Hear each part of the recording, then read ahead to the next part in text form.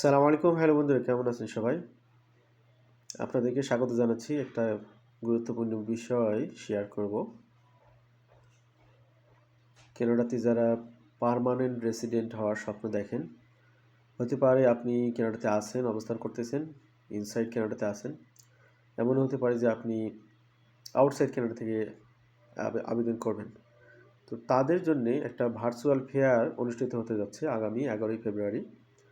এটা হবে কানাডার 10টি প্রভিন্স এবং 3টি টেরিটরির মধ্যে একটি প্রভিন্স, নিউ ফাউন্ডল্যান্ড অ্যান্ড ল্যাব্রাডর। এটা হচ্ছে সেই প্রভিন্স যেটা আটলান্টিক মহাসাগর বেষ্টিত। আটলান্টিক মহাসাগরে সে অনেক আগে, 100 বছরের বেশি সময় আগে, আপনারা জানেন যে টাইটানিক জাহাজ ডুবি ঘটনা ঘটেছিল। সেই টাইটানিক জাহাজের ধ্বংসাবশেষ দেখার জন্যে আটলান্টিস নামে একটা যান পরিচালিত হয়েছিল 5 সদস্য বিশিষ্ট একটা টিমের। তো তারা সেখানে গিয়ে তাদের সেটাও বিধ্বস্ত হয়, আপনারা জানেন।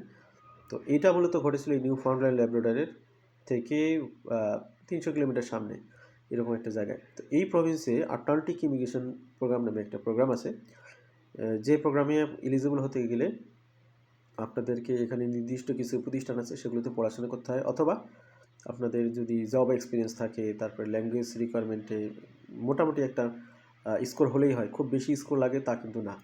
আবার এখানে আপনার এলিজিবল হতে হলে এমপ্লয়ার স্পেসিফিক জব নিতে হয়, ডেজিগনেটেড এমপ্লয়ারদের কাছ থেকে জব অফার নিতে হয়।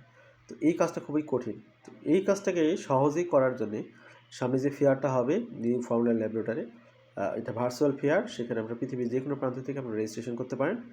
রেজিস্ট্রেশন করে আপনি আপনার রিজুমিটা এখানে আপলোড করবেন, আপনার ইনফরমেশনগুলো আপলোড করবেন।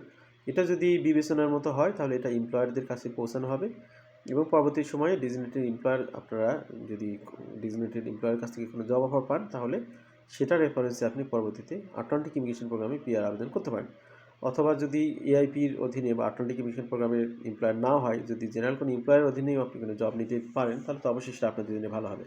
তো এই বিষয়টি কেন তুলে ধরা হলো, যে অনেকেই স্বপ্ন দেখেন কানাডাতে আসার জন্যে, তাদের স্বপ্ন বাস্তবায়নে এটা যেহেতু হেল্পফুল হবে, এই কারণেই এই তথ্যগুলো আপনাদেরকে প্রোভাইড করা।